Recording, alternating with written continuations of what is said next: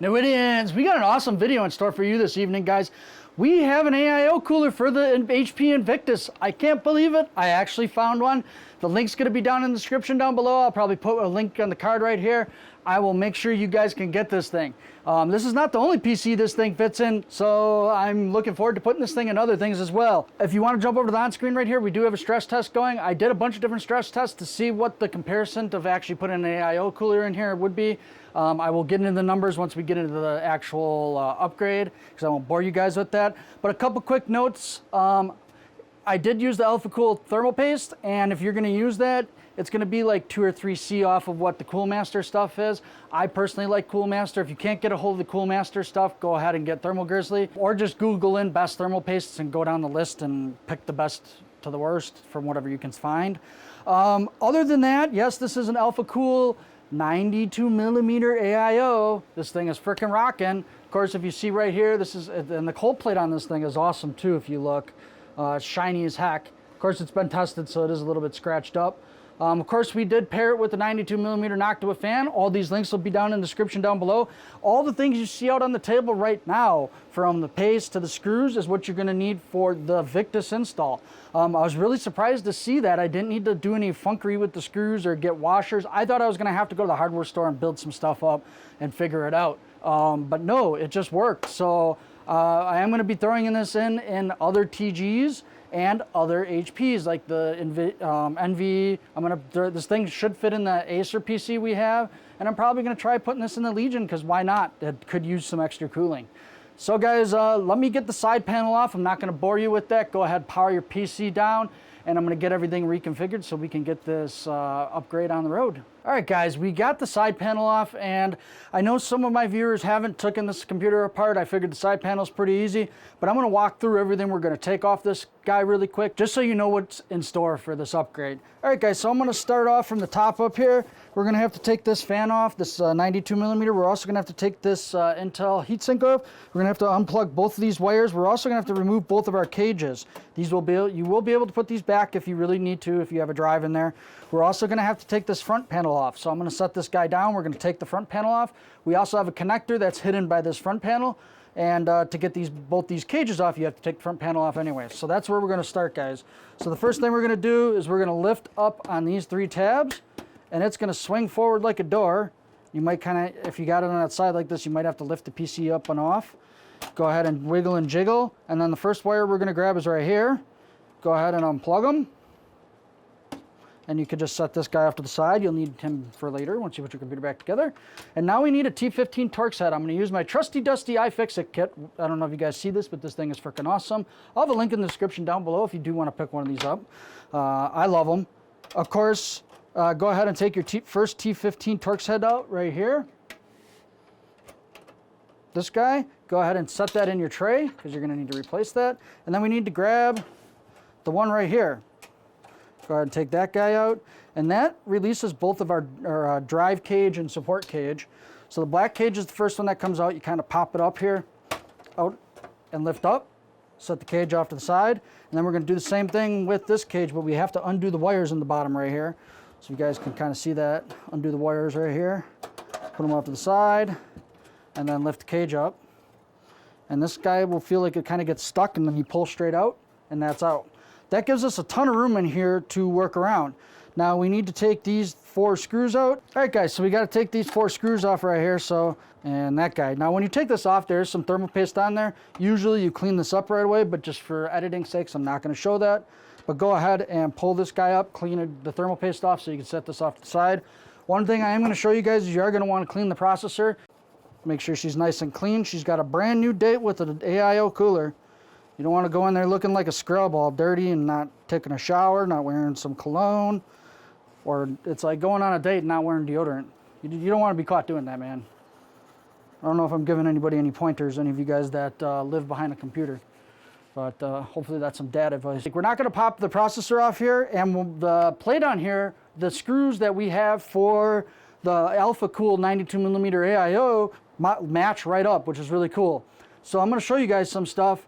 Of course, you're going to look for the fine thread screws, and you're going to add the spring with the washer, and you're going to do that to all 4. And you're gonna grab the Intel bag out. There's gonna be two sets of these screws, ones that are thicker and ones that are thinner. You're gonna grab these. Then you're also gonna grab your fan mounting screws. You're gonna need 4 of these guys for mounting the fan to the actual AIO, and then you're gonna need 3 small ones, which are right here. The only reason you need 3 is because our back fan only has 3 mounting holes. So that's what these are the hardware you're gonna need for this install. And we need to remove our fan. So this is just a normal Phillips, number 2. You can put your T5 Torx head away. You will no longer need it till you put things back together. Go ahead and grab these fan screws out. And there's 3 of them. I won't make you guys suffer, so I'll fast forward and we'll meet to where I'm taking the fan out.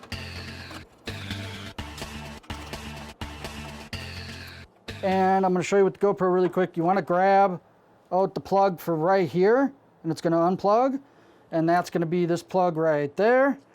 And you got 2 choices. You can either use this fan or the Noctua fan. The Noctua fan, honestly, is going to be a higher RPM fan, better flow. If you look at the blade design, they do look very similar, but Noctua makes one of the best fans for PCs, for airflow and stuff like that. So you can either use this fan or that fan. I prefer to also use this one because I'm going to hook this up to the CPU header to give it the PWM connector, and then I'm going to use the 3-pin for the fan, or the 3-pin fan header for the AIO pump. All right, guys, now that we got everything stripped out of here, let's put our AIO cooler together really quick. It's going to face in here like this with the actual barb ends that fold the coolant through to the heatsink right here. This is going to go to the inside of the PC. And we want to attach the fan to this side blowing this way. So the nice cool thing about Noctua, I don't know if you guys can see this, but there are little arrows. Usually this little plate right in the back is the area that it's going to be blowing. So we're going to be mounting the fan like this. And we know that it needs to go to the header down here, so let's see if we can get over there. Let's rotate our fan. So there we go. We're going to make sure it's at the top right here because it's going to lay in the PC like this. So of course we're going to install this guy. So grab your 3 long screws and just get it lined up and get your fan installed. This install is actually pretty easy. It's just installing a bunch of screws. There's no, it's just it's a drop-in replacement, which is kind of neat. So just go till you feel that they're snug and the fan's not moving around anymore, and then stop. You don't need to Superman these down, just so the fan's not bouncing up and down.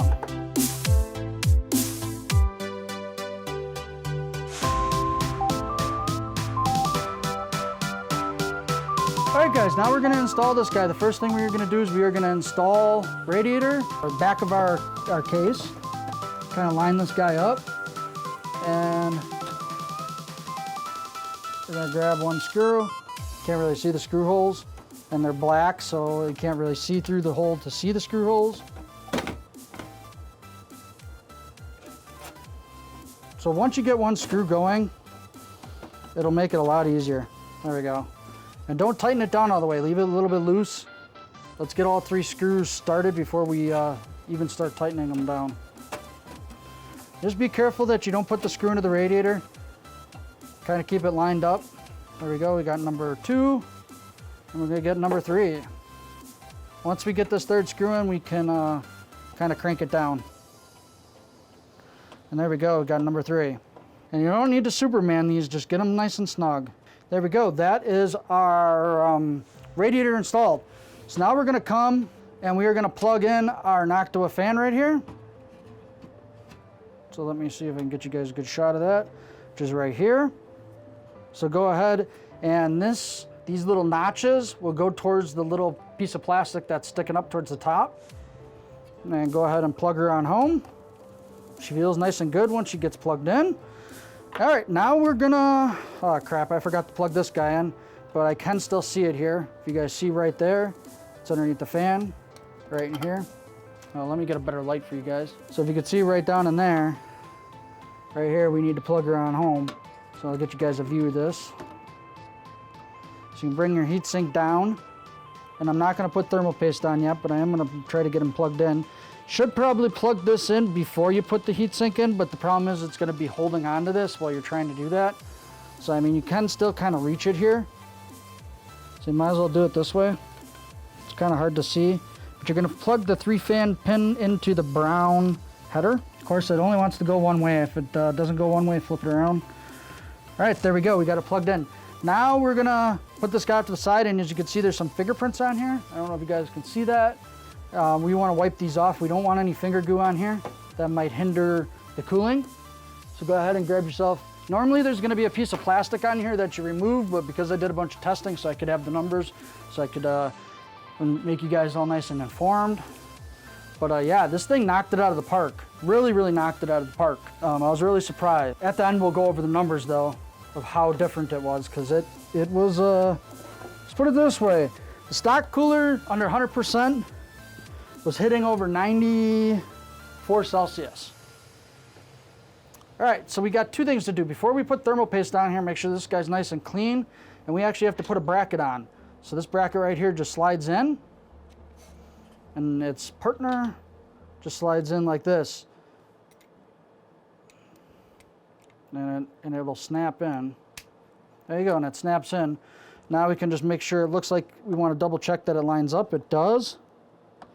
And we are gonna, this is the hardest part, trying to get these, I don't know what you call it, they're the spring tensioning screws actually installed on here. So do a little bit of wire management quick, so that's out of the fan. And then we're gonna just try to get one of these guys in the most easiest position, because that'll kind of start to hold it. But as you can see, you know, I made sure that I put the bracket in right. I did. There's no thermal paste on here, which tech nitwit, don't be a nitwit and don't put no thermal paste. Things won't work good. So we got to put some thermal paste in here real quick. So let's grab our Cool MasterGel, and let's not verge this. We don't need a whole tube. Die is a little bit bigger than what the dies were in the past for Intel. So you are going to add a little bit more than a pea-sized. Of course, you don't want a lot, because that's just going to create a thermal blanket. That's how it looks when I do it. And there we go. We are going to get this guy installed. So kind of hold the water cooling pipes and get one of your screws. And the kind of crappy part about these screws is that they have you put them together. It's the only thing I don't like about this cooler, but how much performance you gain with using this cooler, it's worth it. All right, so we got our first one screwed down. Now we need to get a second one kitty corner to that. Just make sure you don't lose one of the washers in here and it's floating around inside here, because it will kill your PC. Because if you lose one of the washers and it's bouncing around in here, you're gonna have a bad day. Of course, we saved the hardest one for last. That's this top corner, and there we go. One thing I'll say is they do not need to go all the way down. As soon as you feel that they're getting a little bit tight, stop. If you can't move the heatsink at all, it is down all the way on the ISH, and the heat spreader is all the way down. So just get it to where it feels snug and stop. And just keep repeating that till you start feeling them getting tight. And as soon as you feel the spring kind of, it's almost like it's hard to explain, but you can feel it in the screwdriver, like the spring is starting to bind.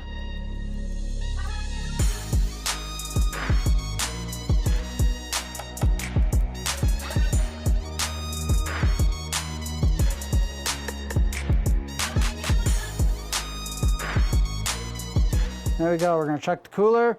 Cooler doesn't move. It will be a little bit harder to push put the case on, but it'll keep them off the GPU. If these touch the GPU, it's not going to hurt anything. The GPU's not going to melt them. They're rated to be inside of a hot computer. Hey guys, after you have all the screws screwed down on your AlphaCooler, liquid cooler, you're going to start putting the PC back together. I normally wouldn't show this, but since this is the first time we have the Victus, I'm going to go through it with you guys. So quickly go ahead and flip the computer back up on its side, and we are going to grab both cages, and we're going to start with the silver guy first. And it doesn't go all the way up like this. It kind of comes on an angle, and you might have to wiggle and jiggle it, but it'll eventually come in there. So you might have to, there you go. Make sure all three of these tabs are in here. And then of course these liquid cooling cables might be in the way a little bit. Just push them on in. And then we are gonna rotate to the front right here, and we need to get this guy sunk. So of course we're gonna have to go back to our T15 Torx head, so go ahead and remove your Phillips number 2 and grab your T15 Torx head. And I'm kind of holding this because the AIO tubes are pushing against it. So go ahead and drive her on home. Get it nice and snug, and then we're gonna rotate again.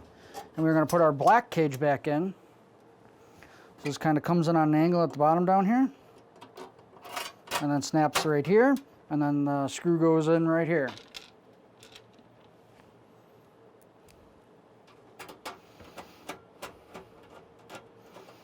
Okay guys, I'm not going to put the side panel back on. Of course, you should know how to do that by now. I will put the front back on really quick with you.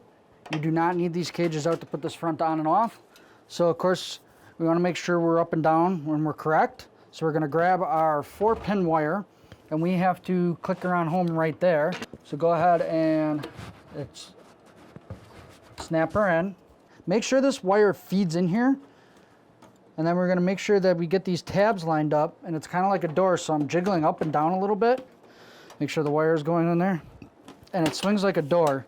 And as you can see, even though I snapped that in there, we now have a gap right here. I'll let the zoom camera look at that really quick. So we're going to pop off this bottom in the middle and kind of push in on this side, snap back. And that's going to allow this to be seamless again. Go ahead and replace your side panel, and I'm going to get some wires plugged into this guy, and we're going to get some benchmark results. All right, guys, as you can see, you're going to get an error message. Go ahead and hit enter. This is going to allow you to boot your computer up. This is going to happen, and it's a sacrifice you're going to have to do with the AIO cooler. It kind of sucks. It's just the HP board being the HP board. So if you go to restart the computer, it's going to do this over and over again. It's not that big of a deal. You just got to hit enter and, you know, whatever. But the cooling that you gain, wow, if you wanted to overclock this thing in the ground, you could. If you want to look into that, this video is not about that. But anyways, guys, this is the stock heatsink that we pulled out. I don't know if you guys want to get a good view at that. It's a little 80mm fan, and it's just not a very good heatsink. So I'm going to be comparing this to this guy, and let's go over the numbers really quick, and I will pull up the stress test that I did with the 3D Mark. All right, Nitwittians, as we got in here, we did 3D Mark stress test. We also used our Intel burning tool. It's a pretty cool tool, and this helped us bring this guy up to 100% on both CPU and GPU. So guys, I'm going to go over the numbers really quick, and this freaking AlphaCool 92mm AIO is phenomenal. I mean, this is like the best cooling upgrade you could do for this. Other than that, getting rid of this single fan graphics card and going to a dual fan is really going to help with your cooling too. We're going to start with the AIO numbers, and the min's going to be 27 Celsius on the CPU. The average is 59 Celsius on the CPU, and our max with the AI cooler, and this was 4 hours of running Intel burn test, was 74 Celsius. It's 100%. Normally this use case is not how you're going to see with gaming. You're not going to be running your GPU and CPU at 100%. All right, on the flip side, with our crappy dappy Intel heatsink, our min was 42 Celsius, our average was 81 Celsius, and our max was 94 Celsius. Yeah, that's not going to keep for a good, nice, healthy PC. Of course, like I said, this is not normal circumstances because we're running everything at 100%. We're just trying to push it to the edge to see, you know, what either our air cooler could do or our AIO cooler could do. Of course, our GPU kind of surprised me a little bit, but it really wasn't a surprise because, you know, these two radiate heat. If this one's getting really hot and this one is trying to cool and vice versa, it's going to suck the heat from each other. It's called radiant heat. So our GPU with the AIO, our min was 30 Celsius, our average was 35 Celsius, and our max was 71. Versus our stock, which our min was 36 Celsius, our average was 64 Celsius, and our max was 72.3 Celsius. So, of course, yeah, the AIO, hands down, did a better job. One thing I do want to mention, all these tests were done using the AlphaCool thermal paste. It was the thermal paste on this guy and the AIO just to kind of give it a fair shot. Of course, if we jump over to on-screen really quick here, you can see where everything is sitting. So this would probably be more representative to actual gaming on the on-screen. And if you see our GPU sitting at about 66 Celsius, that's not bad. And our CPU is just sitting at a cool 35 Celsius. It's like, man, I don't even care. Of course, it is, at most it's using about 20% the CPU, and at least it's about, 10. So it's been jumping back and forth there. but really it's not getting hot at all. This thing is just wicking the heat off. Of course, I do have the side off, gives it a little bit unfair of an advantage, but if I put the side back on, I see the same results. I'm running about 35 Celsius on the CPU. If you'd like to see me throw this AIO and some other HPs, comment down below. I do have plans to throw them in other HPs, but I don't know what people want me to. I also think this will fit in the Acer and the Legion, so I think I'll be putting it in there. And yeah, that's pretty much it, y'all. I'm Tech Nitwit. I hope you guys like, comment, and subscribe, and I'm out, y'all.